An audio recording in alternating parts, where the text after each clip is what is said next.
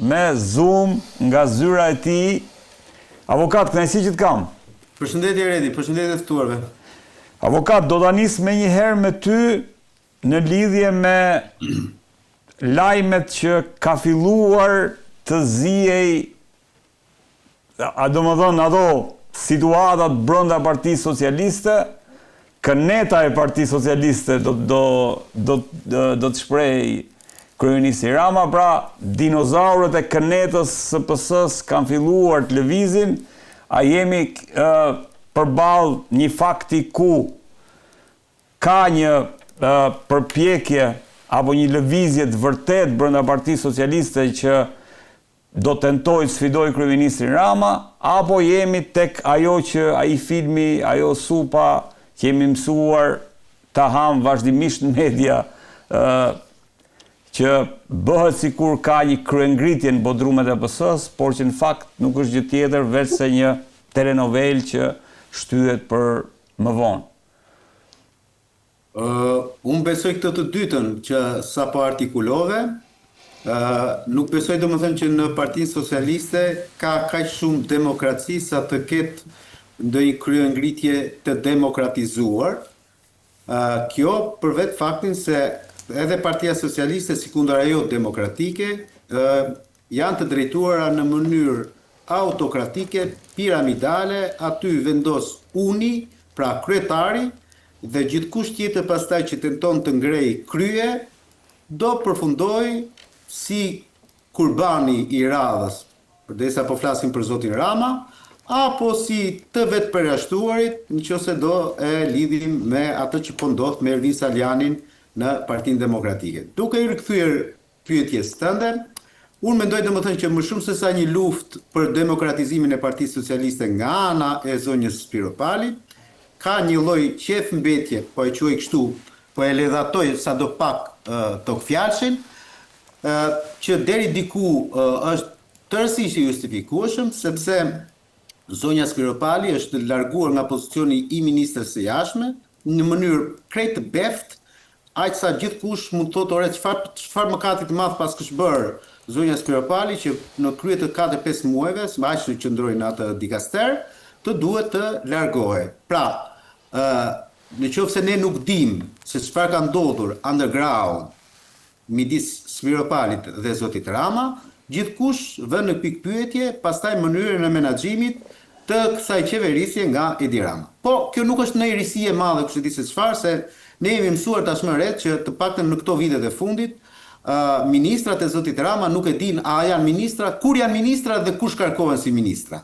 Pra sepse aty Rama ka hequr të drejtën që edhe të kenë atë mundësinë që ta dinë paraprakisht që do jenë në një punë apo jo. Sepse ai gjithsesi jo shpesh kemi pasur deklarata të tilla si e zonjës Spiropali.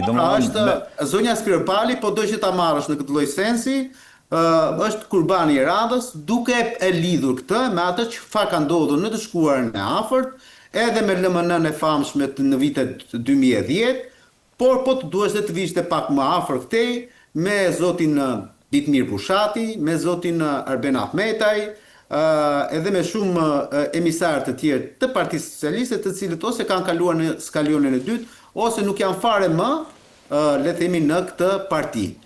Unë, zonjë Spiropali, përkundrejt të gjithave që ka ndodhur aty, mund ta vendosja në një të njëjtin standard me zotin Ditmir Bushati. Kjo nisur edhe nga fakti se kanë mbajtur të njëjtin dikaster në momentin ku janë larguar nga Rama. Edhe Ditmir Bushati është larguar nga Rama në momentin kur ka qenë ministri i jashtëm. Aso kohë përfol shumë për le themi protagonizmin që kishte marrë zoti Ditmir Bushati në qeverisjen e zotit Rama, kujtoni fort mirë marrëveshjen që ai bënte me homologun e tij grek, dhe kjo në një mënyrë apo në një tjetër u pa dhe me një lloj xhelozie nga zoti Rama aso kohë. Unë vazhdoj akoma t'i besoj idesë që Ditmir Bushati ka qenë një nga ata socialistët dok, njerëzit që realisht i bënin mirë, jo vetëm Partisë Socialiste, por edhe politikës në tërësinë e vet, dhe do duhet të ishte akoma për mendimin tim pjesë e kësaj politike qoftë kaq edhe le të themi anadollake në të cilën ne jetojmë. Në këtë prizëm do i dua ta shikoj edhe zonjën Spiropali, pavarësisht faktit se leksiku dhe diskursi i zonjës Spiropali ka qenë më joshës, shumë herë më joshë, asa neve kemi bërë meme dhe batuta me thënjet e zonjës Spiropali, Skënderbeu, Mamica, me këto bëhen dhe filma, dhe të duket e çuditshme që nga një pozicion kaq i lartë që ka pasur në mendjen e zotit Rama, zonja Spiropali, kujto para një viti e ca 2 vjetësh, ma kujtoj mbrëm Rezi, në fakt në një diskurs që kemi pasur, kur i thoshte zoti Rama edhe një 18-20 vjeçare që ishte në Kongresin e Partisë Socialiste, ja Elisa e ardhshme e Partisë Socialiste. Pra, Elisa Spiropali për zotin Rama të paktën në këto vite të fundit ka qenë, le të themi, një lloj personi që tregonte imazhin mirëbërës të asaj partie. Çudia ndodhi që sot duket sikur ka një përballje midis kryeministrit dhe zonjës Spiropali, e cila në përfundim të gjithë gjës, unë analizoj dhe besoj domethënë që do përfundojnë si të gjithë ata që kanë qenë në Partinë Socialiste, pra çfarë u bë, asgjë, çfarë u pol, kusgjë dhe çfarë arritëm në asgjë. Arbër, si e lexon këtë përplasje në Partinë Socialiste? Shiko, nga jashtë mund të duket si një lloj përplasje, por nëse hyn dhe shikon detajet, jam dakord me atë një pjesë që thanë Ardi, është më shumë një qefmbetje e zonjës Spiropali që u larguan në mënyrë të beftë, pa bërë gati as një vit në krye të Ministrisë së Jashtme dhe pa lënë ndonjë rol dhe pa dhënë shenjë. Unë besoj që kjo është arsyeja kryesore e kësaj pakënaqësie të zonjës Spiropali, sepse në gjithë këto vite nuk është quar për asnjë qëndrim i cili ka qenë jashtë vijës së partisë. Madje ka qenë ajo që ka guxuar më shumë në përkëdheljet dhe në llastimet që i ka bërë zoti Rama. Pa hyrë në përsëritje, ato të Skënderbeut, por edhe deklarata të tjera. Pra nuk është quar në asnjë moment zonja Spiropali. Po cila është arsyeja e largimit? Ajo që mendoj unë do ta them, pra nuk është quar për ndonjë protagonizëm politik. Ka qenë më shumë një dhënie peshe, dhe patjetër edhe pozicionet që ka patur, se sa ka qenë kryetare kuvendi së fundmi. Po ka qenë zonja Lindita Nikolla dhe ne kemi parë zhdukur fare që kur ka ikur nga posti. Madje ka qenë më jetë gjatë se sa zonja Spiropali. Ku është, asnjë s'di ta thotë, është deputete, po politikisht po flas gjithë. Po. Pra nuk është se janë emra të cilët të ngelin në mendje, madje zonja Spiropali në këto vite nuk është se nuk ka patur asnjë sukses. Ka qenë më i shkatruar kuvendi i Shqipërisë kur ishte ajo në krye të kuvendit, zindas të menaxhonte. Pra ka qenë për mua mbetet një politikane e dobët, ka qenë dhe ministër shteti për parlamentit, e cila i ka dhënë vetes së saj atribute që nuk i ka patur dhe nuk është se ka spikatur. Suksesi i saj më i madh në gjithë këto vite ka qenë në Shkodër, ku ishte deleguar në Shkodër, por që ishte shumë faktorë që ndikuan që Partia Socialiste të merrte bashkinë. Pse e largoi? Në një moment ka patur një rënje. Ka patur një rënje politike, po ndërkohë zonja Spiropali me të vetën ka patur një rritje. Dhe në qasje që ka patur. Dhe unë mendoj e para njëherë është përplasja që ka patur me zonjën Balluku. Okej. Shumë zëra që t'i themi hapur, shumë zëra brenda Partisë Socialiste e kritikojnë si individin i cili fliste keq në ambasadat, kryesisht në ambasadën gjermane. E ka thënë zoti Rama dhe në mbledhjen e grupit parlamentar, pa e përmendur me emër, por gjithmonë është aluduar edhe nga kontaktet që kanë patur me disa socialistë, është aluduar që kjo vetëm për gjermanishten apo edhe për anglishten se Shiko, unë nuk besoj që zonja Spiropali ka shkuar aq larg. Dhe te Gjermania ka qenë më shumë vizita e fundit e Krishbaun, se zonja Spiropali nuk ka patur takime të nivelit lart as në Angli as në Gjermani për hir të së vërtetës. Kështu që kanë qenë Gjermania, vizita e zotit Krishbaun, konkretisht dhe disa deputetëve gjerman që erdhën këtu. Kjo ka qenë një nga arsyet. Përplasja me zonjën Balluku, zonja Spiropali e ka patur dhe më herët. Kanë qenë dhe në mbledhje kryesie dhe në mbledhje partie që janë zënë jashtëzakonisht keq në debate me njëra tjetrën. Pra nuk është se filloi tani. Dhe vijoi pastaj edhe me një mosplotësim të asaj kërkese që zoti Rama ka patur ndaj saj, që duhet të punonte pak më shumë me palën gjermane në këtë situatë, sidomos kohët e fundit, gjë që nuk e bëri, po ta shkoi zonja Spiropali, shkonte në Ukrainë, ndërkohë Ukrainë një vend si Shqipëria që nuk ka asnjë lloj impakti në luftën atje, shkoi vetëm për turizëm dhe për të marrë çmim. Rama e largoi për shkak për plasjes me Ballukun se tani më do të marrë hapa sapi. Okej. Do të marrë hapa sapi gjitha. Pastaj ditën që e shkarkoi, një ditë para ishte në Kosovë, takoi Glauko Newson, kryetarin e Kuvendit të Kosovës, dhe tha ne do bashkëpunojmë me njëri tjetrin. Çfarë lidhje ka? Çfarë do thot ministri i jashtëm i Shqipërisë takon ministrin e jashtëm të Kosovës dhe bën deklarata të cilat nuk kanë asnjë impakt, ose vajtja e saj në Ukrainë ishte një vajtje çfarë impakti solli kot. Ndërkohë Shqipëria sfidën, nëse ka një sfidë për momentin, Ministria e Jashtme e ka me Bashkimin Evropian, se te Bordi i Paqes është autoritetin e ka marrë vetë Rama, edhe pjesën e vajtjes atje, firmosit e tjerë. Ngërçi është qartazi me BE-n. Po, kjo është e vërtetë. Tani ngërçi është qartazi me BE-n, dhe zonja Spiropali shkonte në Ukrainë. Mite ndonjëherë për të qeshur kur shikoj ato deklaratat për shtyp edhe njoftime, domethënë qesharake të nivelit shumë mediokër, e kupton? Dhe ndoshta kapi megalomania. Pra unë shikoja një megalomani të zonjës Spiropali. Dhe këtë më thoshin edhe shumë kolegë që merreshin me atë ministri, që ishte pa mundur aksesi. Edhe 1-2 intervista me zi ka dhënë, pra nga një njeri i cili ishte popullor, u mbyll ajo guaska saj dhe filloi tash rolin e liderit global e ka tjetër kush, nuk e ka zonja Spiropali. Pra nuk mund të ketë dhe lider global dhe lidere globale. Domethënë kishte një mungesë shumë të qartë kohezioni nga ana e saj në drejtim të zotit Rama. Dhe mosbërja diçka e konkrete mendoj unë me Gjermaninë, i solli këtë impakt dhe përplasja me zonjën Balluku që ishte gati përplasje ballore. Gjë e parë që ka bërë, një nga gjërat kryesore që ka bërë kryetari i Kuvendit, dhe ku duket që Shqipëria e ka seriozisht dhe e ka siklet Gjermaninë. Një nga takimet e para që ka bërë me ndërkombëtarët, kryetari i Kuvendit të Shqipërisë, Niko Peleshi, ka qenë me kryetarin e Bundestagut.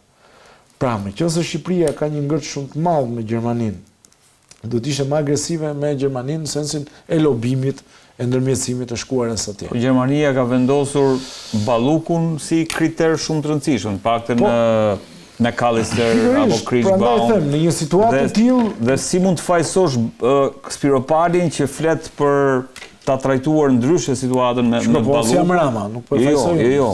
Flas për të shkuar logjikës. Por ka një gjë. Spiropali po tenton të rivendos një raport me Europën. Unë di të them një gjë. Aty ku ka probleme duhet prandaj është diplomacia. Aty ku ka probleme shtetërore. Nëse ti ke probleme një shtet dhe diplomacia jonë është në Ukrainë, shiko, u bë qesharake disa kohë zonja Spiropali. Pa harruar atë pjesën që vajti në Ukrainë me zotin Rama ndronte garderobën e saj çdo 2 orë. Ndërkohë aty ishte luftë.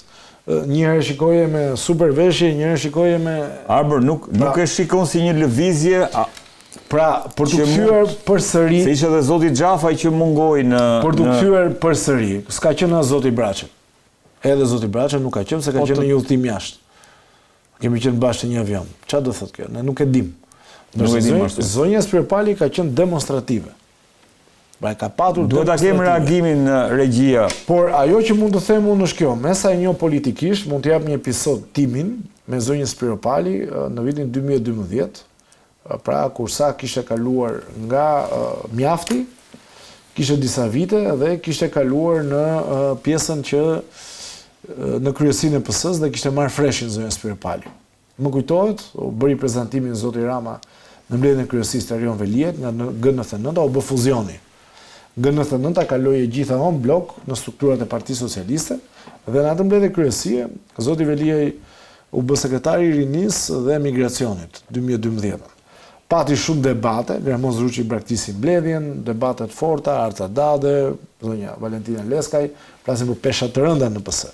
Dhe u bë një zhurmë shumë e madhe. Zonja Spiropali doli në deklaratë, e ka dhënë tek mua në atë kohë punoja te News 24.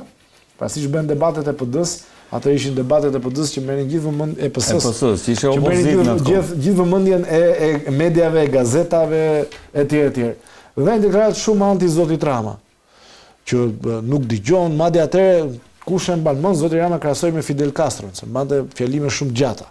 Pra nuk i bënte asnjë politikan tjetër. Nëse kaloi u bë një debat i madh në PS, reagime, e thirrën takime zonjës Spiropali, pas një ditë ose 2 ditësh mban një tjetër deklaratë për gjitha mediat kësaj radhe. Dhe çfarë tha zonja Spiropali? Mediat thamë kanë tetërsuar deklaratën, thonë s'kam qenë kundër zotit Rama. Pra dhe tani unë besoj që ajo ka thjesht për interes personal, nuk ka as kapacitetin që të bëjë një lëvizje brenda PS-s për të bërë ndryshime, katarsis, pastrim, dhe mbi gjitha është tek njerëzit kryesor të zotit Rama. Edhe sikur të doja jo ta bëj. Në vitin e 12, kur ke qenë një nga njerëzit kryesor përfitues të këtij pushteti, kur flas përfitues edhe mëkatar në problemet që ka patur vendi, se ke ngritur asnjëherë zërin, atëherë më fal, nuk besoj që do ndryshoj gjë. Rezart, si e shikon këtë lëvizje brenda PS-s? Unë nuk ndaj një mendim me Arbër, unë mendoj që zonja Spiropali ka evoluar në ka 20 vite karrierë politike që ka brenda Partisë Socialiste. Dhe ka evoluar duke ki parasysh një gjë, ne përshtatemi dhe në bazë të mundësive që na jepen. Pozicioni i ministrit të jashtëm, dashur pa dashur, është një nga pozicionet e pakta të qeverisë shqiptare, të cilat do të hyjnë kontakt drejt për drejt me ndërkombëtarët. Dhe nëse do të marrim Gjermaninë si shembull, ajo që ka ndodhur është që Gjermania, ose përfaqësues të shtetit gjerman, qoftë në brenda shtetit federal apo në Parlamentin Evropian, ngritën shqetësime të theksuara në raport me çështjen Balluku. Do mendoj që zonja Spiropali, nëse ka mbajtur një qendrim, ka një qendrim që e ka në koherencë me gjermanët në raport me çështjen Balluku. Përpos gjithë thelbit të çështjes, qendrimi i zonjës Spiropali ka qenë plotësisht koherent me atë që Gjermania ka kërkuar. Dhe duhet të themi edhe një të vërtetë tjetër të madhe, që Shqipëria nuk është që shquar ndonjëherë për ministra të jashtëzakonshëm të jashtëm. Aq më pak që mund të kujtojmë që zoti Rama ka pasur ministër të jashtëm edhe veten e tij me zëvendës ministër Gent Cakën, dhe nuk është që e ka shqetësuar shumë punën e ministrisë së jashtme. Kjo do të merr sy shumë thjesht sepse Rama pretendon që ta ushtroj vetë atë funksionin e atij që bën marrëdhënie me ndërkombëtarët, dhe këtë gjë pretendon dhe se e bën shumë mirë. Kështu që puna e ministrisë së jashtme si punë nuk do të ishte shkak për të larguar zonjën Spiropali. Ajo që unë mendoj, dhe duke parë dhe për faktin që përveç zonjës Spiropali në lëvizjet e kabinetit qeveritar u lëviz dhe ministri i mbrojtjes, që është pozicioni i dytë brenda qeverisë, i cili ka gjithashtu kontakte me ndërkombëtarët për shkak të funksionit që ka. Do thotë, përshtypja që t'jepet është që zoti Rama me një të rënd lapsit fshiu nga kabineti i tij qeveritar të dy njerëzit cilët kishin kontakte drejt për drejta me ndërkombëtarët, dhe për shkak kontakteve drejt për drejta me ndërkombëtarët mund të krijoheshin ose mund të fillonin të kërkonin të cënonin pozicionin e liderit global. Zoti Rama lufton për pushtetin e tij personal së pari dhe pastaj për pushtetin e Partisë Socialiste të dytë. Dhe pushteti i Ramës nga brenda, mund të cënohet në dy forma. Një është nga brenda Partisë Socialiste dhe një është nga ndërkombëtarët. Nëse këto dy elementë do të përbashkoheshin një individ vetëm, që mund të ishte faramirë zonja Spiropali, që do thotë një individ brenda Partisë Socialiste me një mbështetje të konsiderueshme nga faktori ndërkombëtar, kjo do të rrezikonte realisht pozitat e zotit Rama. Dhe këtu është për të thënë një gjë tjetër, që për të rrëzuar zotin Rama nga qeveria nuk duhen 71 vota të Partisë Socialiste, duhen 17 vota të Partisë Socialiste dhe 54 vota të opozitës, që do të thotë kushdo që arrin të shkëpus një grup deputetësh nga Partia Socialiste, mund të rrëzojë zotin Rama nga qeveria. Dhe ky është problemi që zoti Rama ka. Dhe po të shikosh transformimin e kabinetit qeveritar, transformimi është në nivel krejtësisht teknik. Ka zhdukur çdo element që kishte një background politik, dhe i cili për shkak të background politik mund të krijonte një individualitet brenda Partisë Socialiste dhe ta cënonte në të ardhmen pastaj pushtetin e zotit Rama. Është tabula rasa, është fushë e djegur për të mos krijuar, mos lejuar rritjen e asnjë individi potencialisht rrezikshëm për zotin Rama. Do mendoj që zonja Spiropali dhe lëvizjet e saj të mëparshme tregojnë që ka qenë ky qëllimi fillestar. Po të shikohesh, besoj që është aq e pjekur politikisht sa mos bëj një betejë pa pasur një grupim që e mbështet, ose një sasi njerëzish që e mbështet. Se nuk mund të ishte një betejë vetvrasëse me Ramën për të marrë diçka më pas. Rama ka treguar që në betejat përballë nuk është që u jep kundërshtarëve gjëra të mëdha. Gjithmonë i ka shkatërruar, nuk ka pas ndonjëherë të tolerancë që meqense ky më kundërshton, po jap diçka dhe pse e largoi Spiropalin? Sepse është potencialisht e rrezikshme për të. Nëse zonja Spiropali do vazhdonte të kishte një të marrëdhënie me ndërkombëtarët, ajo do të krijonte një dualitet në politikën ndërkombëtare. Po, është Spiropali një njerëz që apo një individ apo një person politik i cili përfaqëson korrente apo klane të forta brenda Partisë Socialiste që mund ta rrezikojnë pushtetin e kryeministrit? Ka një shprehje shumë të madhe që thotë që natyra i urren vakumet, i urren zbrastit dhe ka tendencën të mbush. E kthyer në Partinë Socialiste, sot që flasim, nëse ne do të uleshim sa jemi këtu të pesë tavolinë, do të thoshim kush është pasardhësi natyral i zotit Rama në krye të Partisë Socialiste. Sot ti nuk ke. Sot Partia Socialiste nuk ka një pasardhës të natyrshëm të zotit Rama. Që do të thotë, është një pozicion që duhet të mbushur dhe në tërësinë e emrave që ti ke sot në Partinë Socialiste, zonja Shpërpali është ndër ato më të pranueshme si pasardhëse e mundshme zotit Rama. Dakor, po kë përfaqëson se ideja është që nisësh një sfidë tillë ndaj kryeministit Rama. Ku ka shkëlqyer? Thirrë grupin dhe zhvillojnë një diskutim. Kam një pyetje. Teoria ime nuk bazohet mbi shkëlqimin e zonjës Shpërpali. Në Shkodër ka shkëlqyer, ka fituar edhe qark. Një politikan po dështoi tani në Tiranë. Ishte me minus. Ja, të ta marrë. Po jo, ishte një nga kryesorët. Një nga drejtueset. Po ishte një nga kryesorët. Ta sjell si shembull. Se ka qenë zoti Velia i kishte sukseset e tij. Ka qenë zoti Basha kishte sukseset e tij. Pra kanë qenë njerëz që kanë patur sukseset e tyre, s'ka një sukses. Mjafton një sukses. Po ta dëgjojmë dhe Arjan. Po një si administrator fasumë, jo politik. Do të ka sukseset Aulan Balla sa duash. Po si themi do të Aulan Ballës që është njeriu që mund zëvendësoj Ramën, nuk e thot dot njeri. Ka sukseset Aulan Balla sa do. Çështja e zëvendësuarit të Ramës. Politike, flas me materiale. Po ti betejë mund ta bësh mo. Po askush nuk garanton që ti del fitimtar në betejë. Po se ka për betejë më miku im, ka se ngeli pa punë, Arjan, si e shikon ja ta dëgjojmë. Arjan, çfarë unë gabim, ë? Prognozën politike, çfarë po ndodh në Partinë Socialiste? Unë po marr argumentin e avokatit, avokat Karajt, se kemi dy avokatë, kështu që duhet ta sqaroj. Është zhvillim shumë interesant që në Partinë Socialiste kemi përditësim të software-it, pra kemi kaluar nga përputhja tek përballja, por nuk kemi akoma tek përballja, jemi ke ndërkallja. Kështu që ka akoma punë për të bërë. Megjithatë, fenomeni Spiropali ka dy tehe të njëjtës thik, ose ka dy anë të njëjtës nyje. Ne parë është pse Rama vendosi që të godiste Spiropalin kur ai nga njeriu që garantonte procesin e fuqizimit, veprimit, suksesit të reformës në drejtësi, u kthye në gardian dhe vendosi murin rrethues të parlamentit dhe të shumicës, për të drejtësia duhet veproj po deri këtu. Po. Pra u bë pastaj mbrojtësi menaxheri vetvetes, menaxheri fuqisti, menaxheri pushtetit Partisë Socialiste dhe pushtetit tij personal. Pra u bë hendek ndërtues. Dhe goditja e zonjës Spiropali, unë mendoj se këtu fillon thelbi. Ka një qëllim që Rama nuk është se ka në një gjë personale, besoj unë, si e mendoj unë, me zonjën Spiropali. Okej, tani sigurisht që do hidhen shumë teza, do hidhen shumë analiza, sepse duhet ushqehet me mish skeleti. Por Rama gjeti atë që quhet kurbani i përsosur, për ta bërë shembull se karriera e kujt don Partinë Socialiste mund të mbyllet me një trokitur të gishtave, nëse guxojnë ta kundërshtojnë. Pra doli një...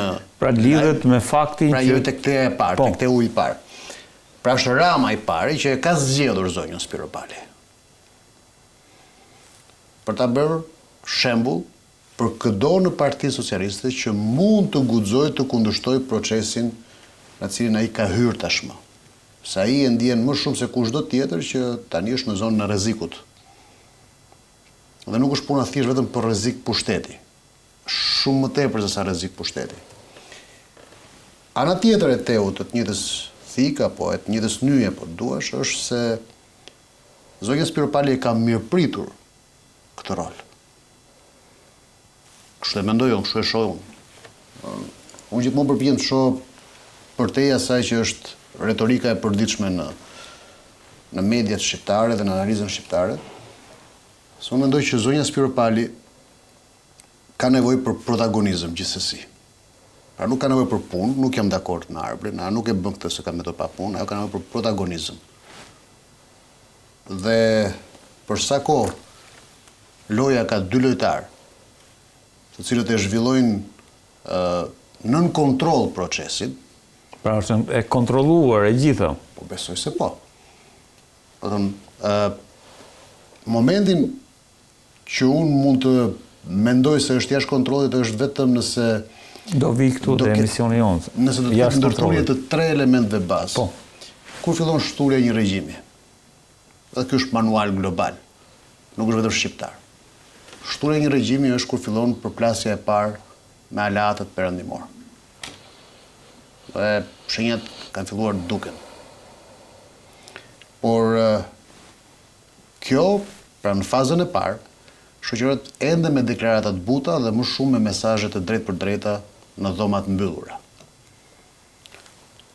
Hapi i dytë është kur fillon konflikti i brendshëm, por kur bëhet serioz konflikti i brendshëm. Pra kur ka palë të cilat vendosin ta ndajnë shapin nga sheqeri brenda ekuilibrit në partinë që ka shumicën.